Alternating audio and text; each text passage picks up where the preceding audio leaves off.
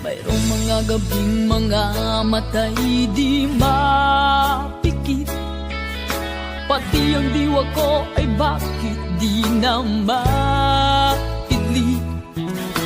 Ang himot sa iyo'y hindi pa rin basumpungan. Sarili ay tinatanong, bakit nag